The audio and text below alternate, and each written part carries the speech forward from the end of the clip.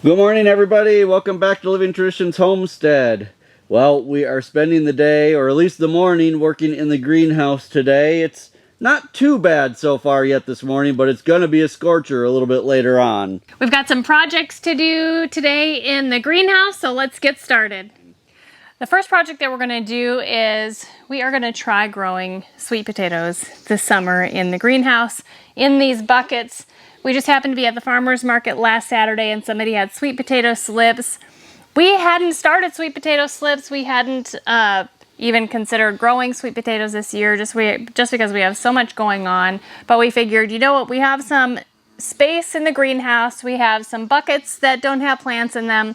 Let's just go ahead and plant some sweet potatoes. Right. Now, if you watched our channel last year, you'll know that we did sweet potatoes in a big raised bed in one of our other greenhouses last year, and they grew extremely well. But at the end of the season, when it was time to dig them up, it really wasn't a very good harvest of sweet potatoes. The vines got really, really big, but we did not have many sweet potatoes at all. It was a mediocre harvest at best. Right. Yeah. We think that part of the problem may have been that we actually let the vines get so big that, the plants are putting all the production into the vines and not putting enough into the roots. So this year in these buckets, we do plan on trimming the vines back. We'll let them get big enough, probably down, till they're touching the ground, but not a whole lot bigger than that, in hopes that means they'll be putting their focus on growing the sweet potatoes and not just growing the vines. I think we have about 10 slips in here, and we are going to be trying 3 slips per bucket, planted about 12 inches apart. Now, right. That is pretty tight spacing, but we just want to see how it goes. Right. Maybe we'll end up with an entire bucket, or 3 entire buckets full of sweet potatoes. Right. Now, for a new gardener, you may not know what I'm talking about when I'm talking about sweet potato slips. So I'm just going to explain a little bit about what they are. Now, sweet potatoes, you can't grow from seed. But what people will do is they will take a full-size sweet potato and either root it in some of the ground, or they will suspend it in a jar. Let me take these out. I actually have some videos about how to start them in a jar. Basically, you suspend a potato down in some water in a jar, and eventually little tiny plants will start growing out of the sweet potato, just right out of the side of the sweet potato. And then what you do is you break that little branch off, just like this, and stick the branch in some water. And then the branch will develop roots on it, and this is what you plant. This is a sweet potato slip. So we have found somebody who did that for us this year, luckily, at the farmer's market. I think there are about 10 of them in here. So we're just going to go ahead and get started planting those. So this slip looks very nice. I'm just going to pull off any of the leaves that would end up being below the ground level. And I'm going to plant this entire slip up to the top part that has some roots in it. So it's going to go down about that far. I'm just going to make a hole in the dirt here. Put that sweet potato slip down in there and then cover it up right up to where those bottom or the top of those roots are. Just like that.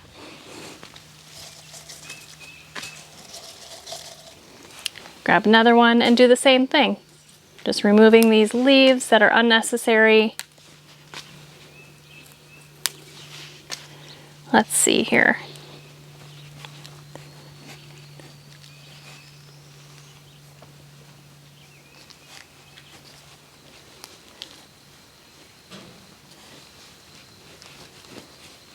Now, sweet potatoes really love warm or hot weather. So when your weather warms up and there's absolutely no sign of frost coming and your soil is already warm, that's the perfect time to plant sweet potato slips. They really love warm weather and really don't like cool or cold weather.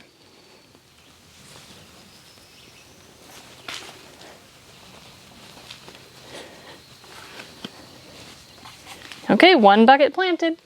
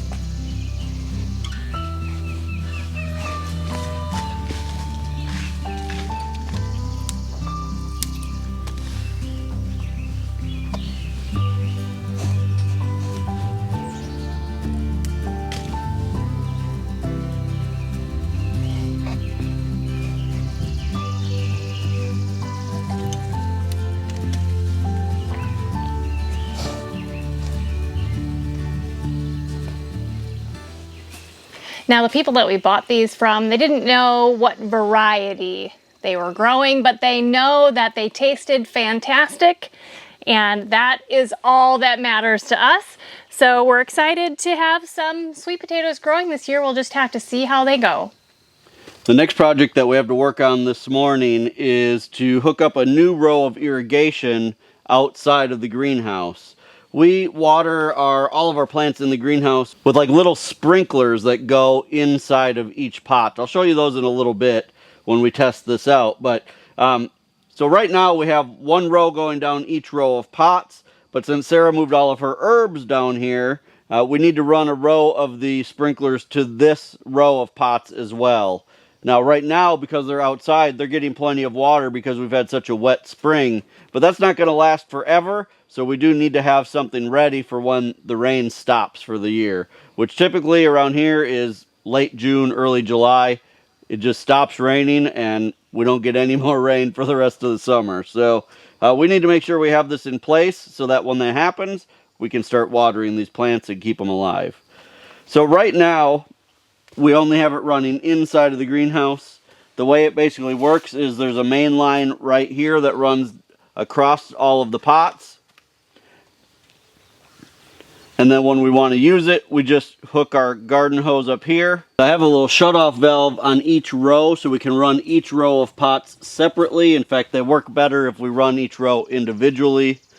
So the first thing that we're going to do is we're going to move this whole assembly outside, and we're going to put an extra piece here so that we can move that out. This right here is a little filter that filters out any sediment that might get in the line, either from the garden hose or whatever, so that it doesn't clog the little sprinkler heads. So that's a nice thing to have in there. We want that before our first row of sprinklers. So we're just going to disconnect this.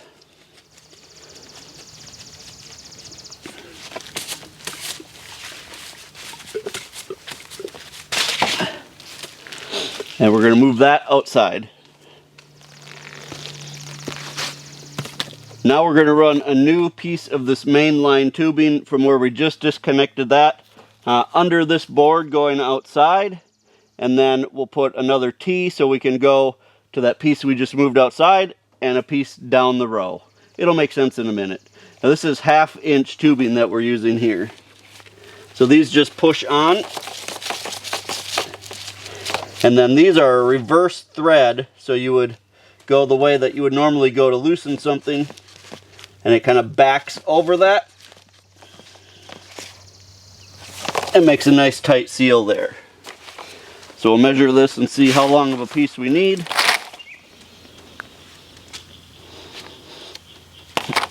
We'll just cut that there. We can get this out of the way for right now. And like I said, we're going to run this under this board.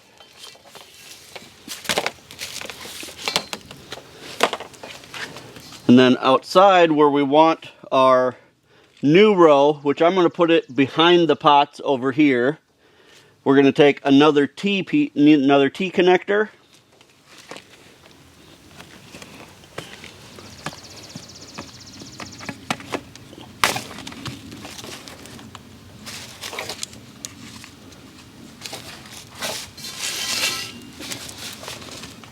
We'll put that on here.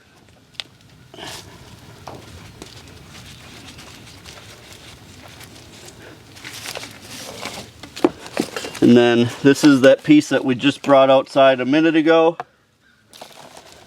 That will go on this side of that T.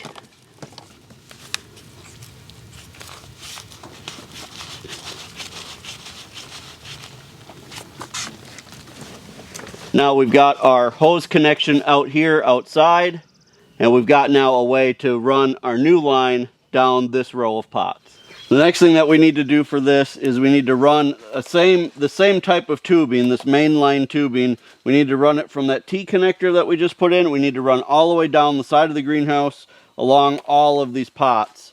So we'll just connect this here or hold that here. I think I'll have Sarah hold it for now. And we'll just unroll this down this entire length of the greenhouse.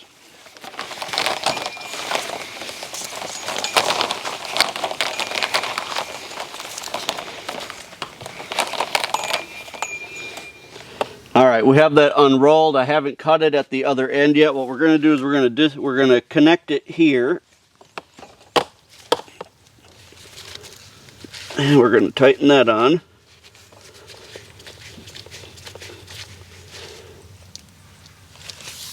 Now we're going to go down to the other end. We're going to pull it to where we actually need it to end, and then we're going to terminate that end of the tube down there.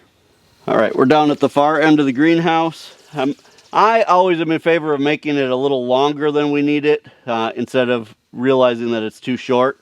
Right now, our pots actually stop about 10 or 15 feet from here, but I know eventually we're going to put pots all the way down to the end of the greenhouse. So I want this to come all the way to the end.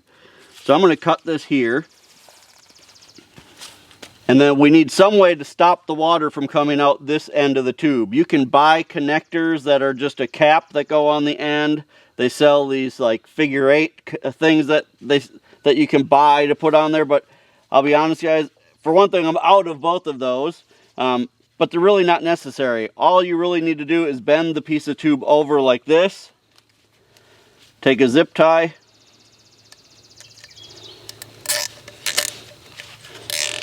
Put a zip tie on to kink it on the end. I always put 2 just in case one would break.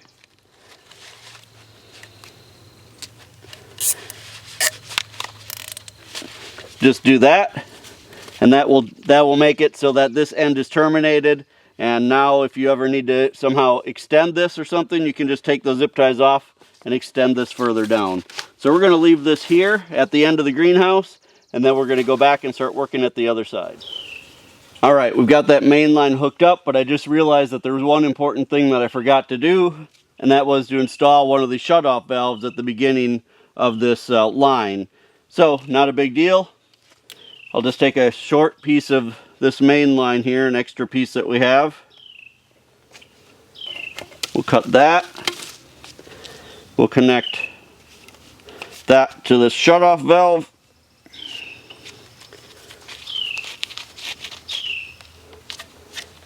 And then we'll just disconnect that piece we just put into our T here.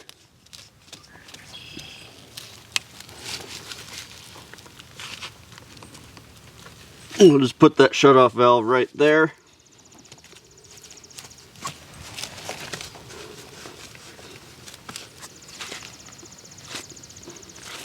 And then we'll reconnect that line that we just ran down the greenhouse.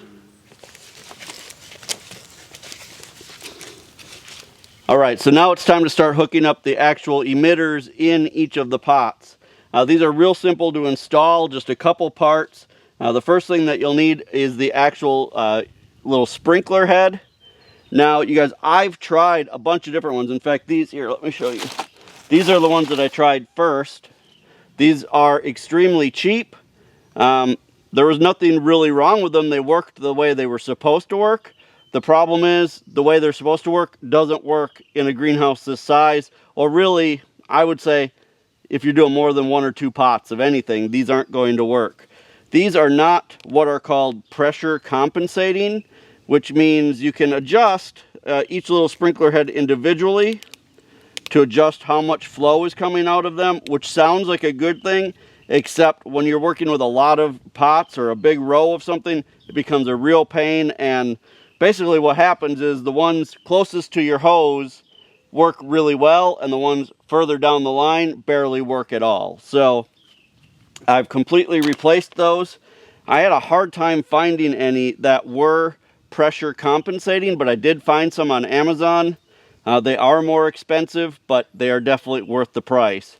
So that's these here. I'll leave a link to all of this stuff in our Amazon shop so you guys can see it. So these are pressure compensating, and basically what that means is none of them are going to start letting water come out until all of them have water coming out. So they're all going to come out exactly the same. The whole row of pots is going to come out exactly the same. You're not going to have that effect where the ones closest to the hose work really well and the ones at the end barely work at all. They're all going to work exactly the same. So it's worth the price. Absolutely worth the price.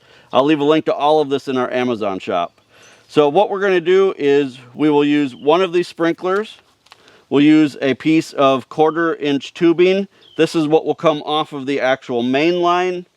And then you just use these little barbs that go into the main line. The tube connects to the other end, and then it connects to this. Basically what we're going to end up with, I've got one that I took out of an old pot here. It's going to look exactly like this. It's the sprinkler head, the piece of tubing, and that little barb on the end. And then we're going to just make a hole in the main line, and then this will just connect right in. In fact, I can show you how we do that on a scrap piece here. It'll probably be easier. You buy this little tool, it just costs a couple dollars. Definitely worth the price. And what you'll do is you'll go wherever you want one of these emitters on your main line. You'll take this little tool and you'll just poke that in. It makes a hole in the main line, and then this little barb just pushes right in, and now you've got your whole setup ready to go. So what we're going to do is we're going to make one of these little setups here for every pot that we want water to today, and then we'll get busy installing them in all of the pots. All right, we've got all of our sprinkler assemblies here put together, and so we're going to just start going down the main line here and connecting these. I'll show you on the first couple here so you can see it, what we're actually going to do. Again, we've got our barb here. Our main line is running down here on the ground. We're going to take our little hole tool. We're going to go right where we want this to come off. We're going to make a hole in the line. That little barb pushes in, you can hear it click. And then we just take our emitter. We'll put it down into the center of the pot. And that's all there is to it. We'll just keep moving down the line.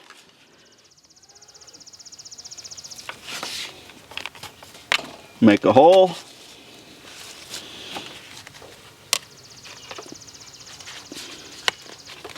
Put that barb in, put the emitter in the pot, and that's all there is to it. I'm going to go down the line. I'm going to do all of these. There's 16 pots in this row. When we get that done, we'll hook the hose up and we'll see how they work.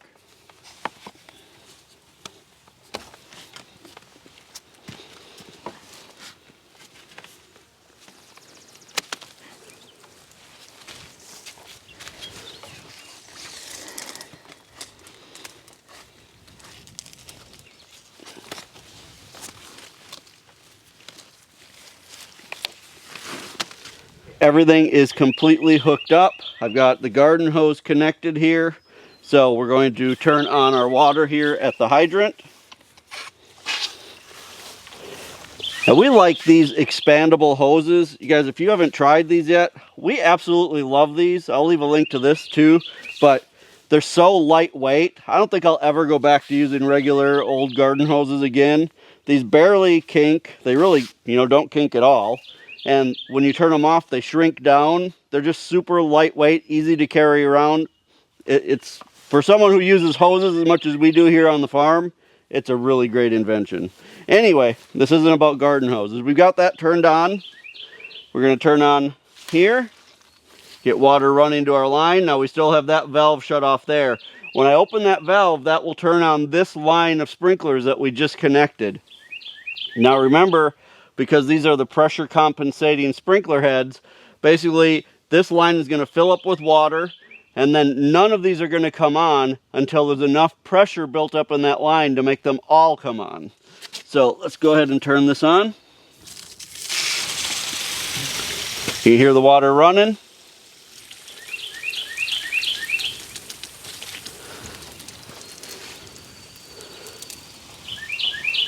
And here we go, they're working.